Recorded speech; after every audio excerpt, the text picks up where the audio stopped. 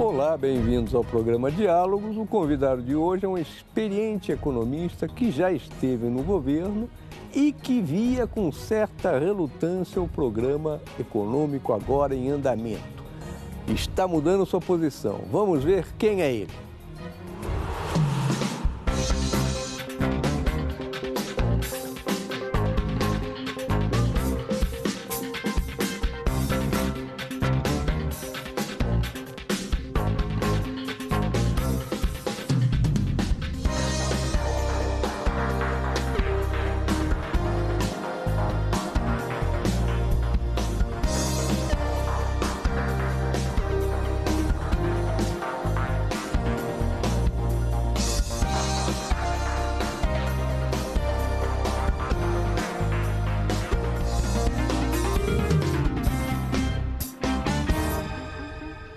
Afonso Celso Pastore, economista, foi presidente do Banco Central e está na batalha há muitos anos, tem uma consultoria. Muito obrigado, Pastore, por ter aceito o convite. Muito obrigado, o prazer é meu. Vamos lá, agora a pergunta central, né? A economia brasileira, os últimos dados, ela vai mal, né? Está com 12,3 milhões de desempregados, a retomada está demorando. O que está acontecendo, Pastore? O que você acha que o governo está indo na direção certa ou não? Vou fazer duas considerações. A primeira, eu acho que o governo está indo na direção certa. Eu acho que a tendência é melhorar. Agora, essas coisas tomam tempo. Esta que nós estamos saindo dela é a maior recessão dos últimos 30 anos. Eu pertenço a esse comitê de datação de ciclos econômicos no Rio de Janeiro, na Fundação Getúlio Vargas. Nós datamos todos os ciclos. Esse é o ciclo mais longo e o mais profundo. A recessão mais longa e mais profunda? De todas, desde os anos 80. Inclusive aquela quando o Brasil quebrou na dívida externa. Quer dizer, ela é muito mais profunda e muito mais longa do que o contágio da crise de 2008. No contágio da crise de 2008, o PIB do Brasil caiu 2 trimestres e nos 2 seguintes ele já tinha voltado onde ele estava antes. A marolinha, né, como dizia o Lula. Que acabou sendo uma marolinha, se você comparar com a de hoje. Quer dizer, nós estamos no 11º trimestre de queda. Nós tivemos uma queda em 2015 de 4% do PIB, em 2016, que foi esse ano que acabou, de 3,5%. E nós estamos entrando em 2017 com a economia começando a se estabilizar para na segunda metade do ano, há quem divirja disso, há quem acha que isso pode começar um pouco antes. Eu sou mais cauteloso aqui. Eu admito que ela pode até crescer um pouco no segundo trimestre, eu acho difícil, mas eu acho que no terceiro e no quarto você vai ver a economia brasileira começando a recuperar. O que significa começar a recuperar, Pastore? Vamos dizer que você aponta no final deste ano para um crescimento em 2018 da ordem de 2%. Mas em 2017 ainda vamos estar em recessão, crescimento negativo, é isso? Não. Não? 2017, chegar em dezembro de 2017. Não. 2017 já é positivo. Já é positivo? Já é positivo. A minha dúvida é com relação ao primeiro trimestre de 2017, se ainda não vamos ter alguma queda ou uma subida. Quer dizer, tem coisas que começaram a recuperar. A produção industrial está mostrando alguma recuperação. Você tem sinais dentro da economia de que já tem um ou outro setor que começa já a ensaiar uma pequena recuperação. No agregado ainda não. Desemprego vai continuar aumentando? O desemprego é o último. Quer dizer, depois, quando o PIB começa a cair, o desemprego só começa a subir, a aumentar depois de algum tempo. A reação não é instantânea. Os empresários não saem despedindo gente no primeiro sintoma de que a economia fraquejou.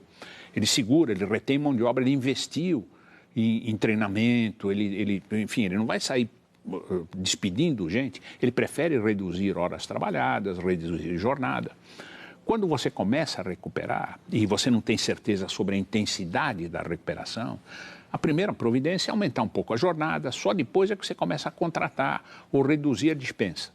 Quer dizer, tem alguns meses de defasagem entre uma retomada do nível de emprego, portanto uma queda da taxa de desemprego, após a retomada do crescimento econômico. A nossa estimativa é de que a taxa de desemprego ainda sobe. Ela está subindo a taxas cadentes. Isso. Ela não vai continuar subindo do jeito que ela venha subindo. Mas vai continuar subindo um pouquinho. Continua subindo um pouquinho, a taxa vai diminuindo. Quando você estiver cruzando a metade deste ano, a tendência da taxa de desemprego é começar a tender para a estabilização e daí para frente, lentamente, ela vai começar a cair.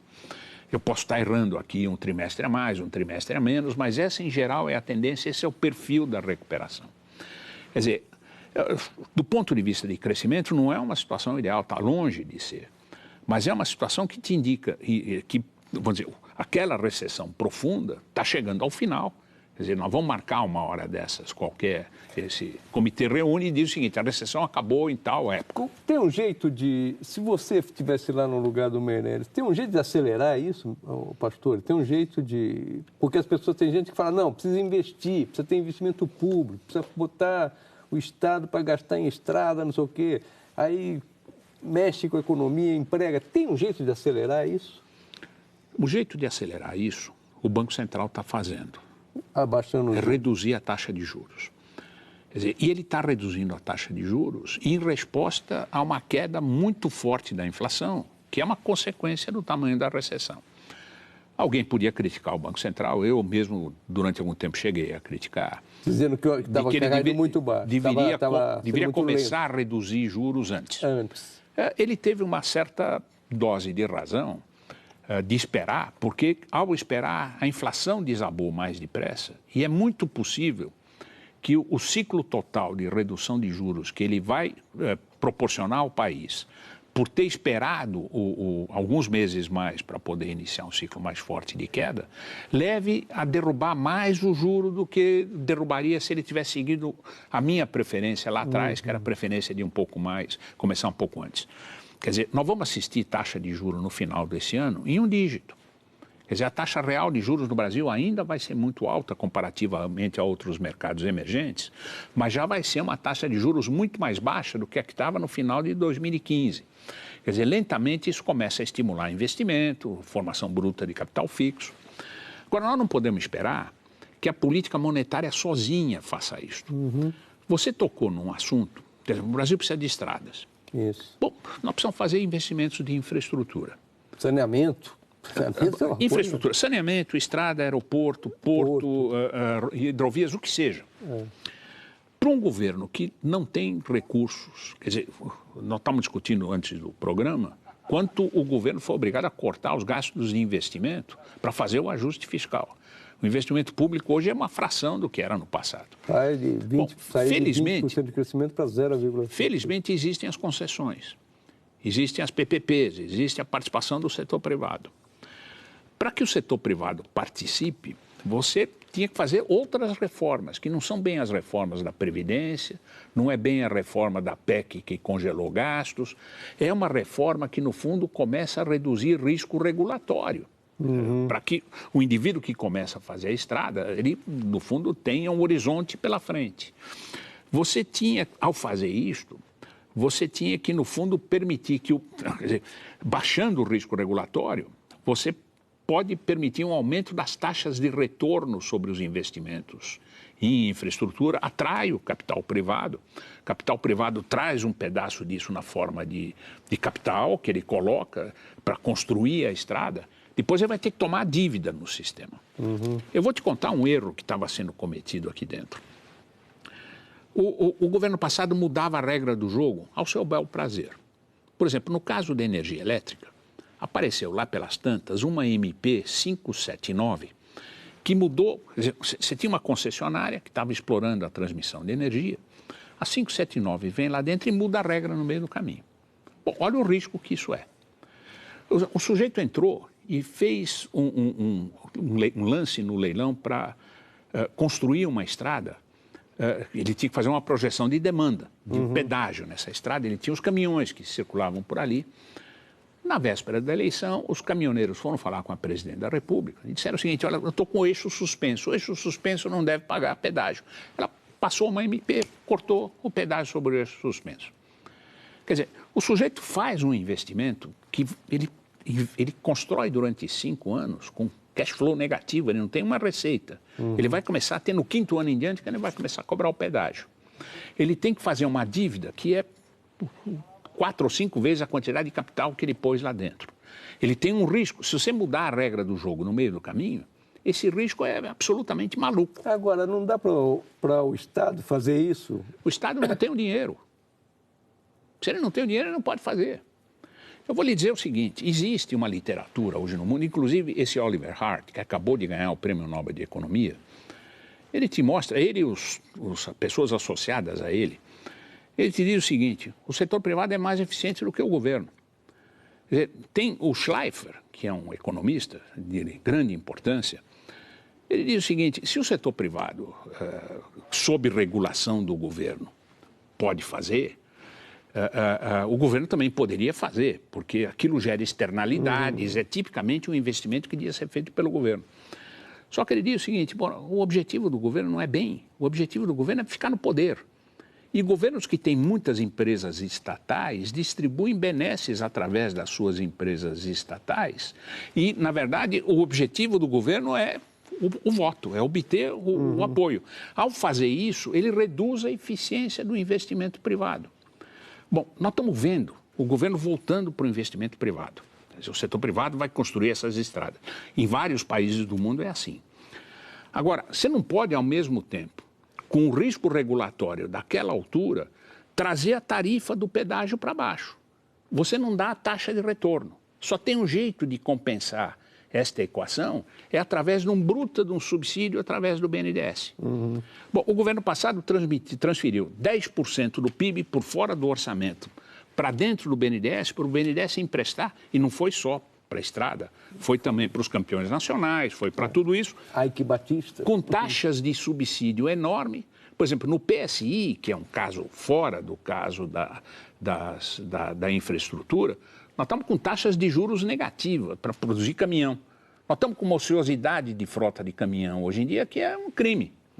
Quer dizer, você tem que consertar todas essas distorções que foram feitas no passado. Isso não é uma coisa que seja rápida. Eu diria o seguinte, nós estamos na beira de ter um surto de investimentos de infraestrutura. Este governo já começou a mexer com o risco regulatório. Eu não tenho dúvida de que o BNDES está trabalhando para mudar o seu esquema de financiamento, para prover um financiamento com debêntures de longo prazo, compatíveis com o prazo de uma concessão de uma estrada. Na medida em que isto começar a ocorrer, quando você chegar lá em 2018, você vai ver uma boa dose de investimentos públicos ocorrendo em infraestrutura. Isso vai ajudar a recuperação do crescimento. Isso ainda não está na equação agora, mas para um economista atento, observando os movimentos que o governo fez nessa direção, quer dizer, ele não se movimentou só o Banco Central baixando o juro, ele está se movimentando também na criação de condições para que esse programa de infraestrutura possa ajudar a tirar o país da recessão mais depressa. E na medida que isso aqui acontecer, depois de algum tempo começa a crescer o consumo das famílias, a taxa de desemprego vem abaixo, você entra num círculo virtuoso de expansão que é muito diferente desta situação na qual nós afundávamos e afundávamos sem limite na recessão da qual nós estamos saindo mais ou menos por agora. Vamos ter que fazer agora um pequeno intervalo, já voltamos com o economista Afonso Celso Pastore. Voltamos com o economista Afonso Celso Pastore. Pastore, antes de mudar de tema e ampliar um pouco mais, a questão ainda da recessão e dos desempregados. Estão 12 milhões e 300 mil desempregados. Você diz que, olha, isso vai começar a reempregar mais para o fim do ano, começo do ano que vem. Essas pessoas, cada família, cada desempregado tem mais 3, são quase 50 milhões de pessoas. O que um economista diz para 50 milhões de pessoas que estão na angústia, em torno da angústia do desemprego? Cada um se defende. Se o Estado consegue defender um seguro-desemprego, essa é uma primeira linha de defesa. Se o Estado não consegue defender um seguro-desemprego, o indivíduo se defende ele mesmo, indo para trabalho por conta própria. Quando você pega as estatísticas do governo, do PNAD contínuo e etc., você vê um aumento da população trabalhando por conta própria. Tem uma redução da carteira assinada, que é onde está o desemprego, e tem um aumento da população por conta própria. Evidentemente, ele tem uma insegurança, porque ele não tem a carteira assinada, ele não tem a garantia do emprego e provavelmente, muito mais do que provavelmente, certamente ele está recebendo uma renda menor do que ele recebia quando ele tinha de maneira assinada. incerta também. De maneira né? incerta. Agora, vamos supor uma família que está nessa situação, que é uma situação profundamente desagradável, enfim, custosa, terrível do ponto de vista social. Só que a inflação está rodando a 12% ao ano, como ela estava rodando há um ano atrás. Diminui a inflação. A inflação já está abaixo dos 6 nessa altura do campeonato, vai estar na ponta desse ano, em torno de 4,5. Quer dizer, a queda da inflação produz um alívio. Não é que ela resolveu o problema. Ela tira um pouco daquela penalização acumulada de todo mês ter os preços mais altos. E na medida em que a inflação vem abaixo, por mais que o indivíduo pode não conhecer economia, ele não é um economista, ele não está atento a isso, mas eles têm intuição de como as coisas costumam operar. Quer dizer, quando a inflação vem abaixo, as taxas de juros vêm abaixo, e ele começa a ver produtos mais baratos sendo vendidos, a intuição dele diz o seguinte: alguém vai comprar mais, isso aqui vai ter um consumo maior. A probabilidade de eu ter um emprego começa a crescer. A tensão que vem, quer dizer, uma coisa é a tensão no momento que o desemprego está subindo, o desconforto do indivíduo. O cara está endividado. Está endividado. E essa é outra coisa, quer dizer, essas famílias se endividaram num nível. Quer dizer, existe uma medida que o Banco Central calcula, e outros países calculam, que é do comprometimento de renda com o pagamento de empréstimos. Você não olha o total da dívida sobre a renda disponível das famílias. Você olha quanto a família está gastando da sua renda disponível para amortizar o principal e pagar juros. Nos Estados Unidos, as famílias têm uma dívida sobre a sua renda de 100% da renda. No Brasil, isso é abaixo de 40%. Então, você diz, o Brasil é muito menos endividado. Só que nos Estados Unidos, o endividamento das famílias, o grosso, mais de 90% disso, é em mortgage. É, casa, né? Com taxas de juros de 1%, 2%. Anos, décadas, né? Aqui não é mortgage. Aqui é o chequinho especial, é o cartão de crédito, é o automóvel, é o crédito consignado com uma taxa de juros mais alta. É o plano de saúde, tudo. O prazo menor da dívida, a taxa de juros mais alta, o comprometimento de renda, quanto os americanos estão gastando para amortizar e pagar juros, dá 8% da renda deles. No Brasil é 22% da renda. Ufa! Bom, 22% da renda vai direto para pagar o serviço da dívida. Quer dizer, as famílias estão endividadas. A taxa de juros agora está caindo. Quer dizer, ela não vai cair de uma vez, ela vai cair gradualmente, mas isso vai ajudar esse comprometimento de renda a vir abaixo. Então, vou dizer, eu não estou dizendo que elas vão ficar bem, elas vão ficar penalizadas, porque existe um desemprego, quer dizer, existe pessoas trabalhando por conta própria, com salários mais baixos, com um grau de insegurança maior. Existem pessoas que estão profundamente endividadas, que quando a inflação era alta, isso era sentido como um custo para ele, pessoal e familiar, enorme. Agora, na medida em que ele percebe uma melhora da taxa de juros e ele começa a descobrir que lentamente o ritmo de dispensa de pessoas vai caindo e os preços começam a ser menos pressionados, quer dizer, a inflação vem abaixo, ainda que o país não tenha voltado para um crescimento econômico acelerado, a sensação de custo desse indivíduo começa a se reduzir. Isso, no fundo, alivia um pouco a pressão que a sociedade está sentindo. Quer dizer, permite você ganhar um pouco mais de fôlego até que as medidas de política econômica comecem a colocar o país numa situação um pouco melhor. A gente estava conversando sobre infraestrutura, que falta tudo no Brasil em matéria de infraestrutura. E, olha, infraestrutura quem faz é a empreiteira, né? Que nós estamos vendo, as grandes empreiteiras estão praticamente derrubadas, né? Odebrecht, Andrade Gutierrez, Camargo Correia, OAS, estão comprometidas até o pescoço na Lava Jato. Quem vai fazer essas obras de infraestrutura? Outras empreiteiras que não são essas que estão na Lava Jato. As médias? Ou vão ser as estrangeiras? O que Também as estrangeiras. Deixa eu lhe dizer, tem um defeito, que é a carteirização. Cartelização, que era o que eles estavam fazendo. Bom, o que ele fazia? Ele entrava num leilão e oferecia no leilão uma condição imbatível. Não que ele pudesse fazer a obra naquelas condições. Ele sabia que pelas conexões que ele tinha com o governo, pelo poder do lobista que ele tinha contratado, ou pela ligação que ele tinha com alguém lá dentro, ele ia renegociar esse contrato depois de ter obtido o contrato. Isso eles cansaram de fazer. Cansaram de fazer. E também as empreiteiras decidiam antes qual obra cada um ia pegar. O cartel. Era o cartel. Bom, nós temos que acabar com o cartel. Um país precisa de reformas, mas um país precisa de competição. Competição significa o seguinte: você não pode deixar esse mercado na mão da Odebrecht, na mão da Camargo, na mão da Andrade. Elas vão cartelizar. Você tem que abrir, traz a estrangeira e traz as nacionais médias. Deixa elas competirem. Põe o CAD para, no fundo, ir para cima do poder de monopólio de quem está explorando esse poder de monopólio. Isso aumenta a corrupção, é simplesmente. Como você está vendo. Lava Jato existe não porque os políticos só estavam envolvidos.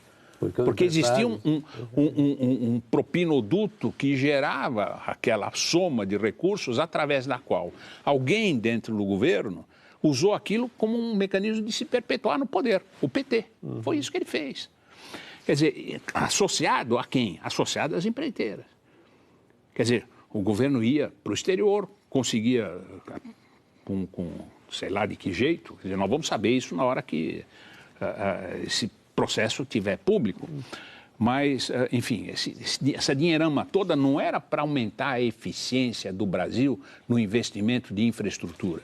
Isso fazia parte de um projeto de poder. Quer dizer, eu lhe digo o seguinte, eu não tenho nenhum temor.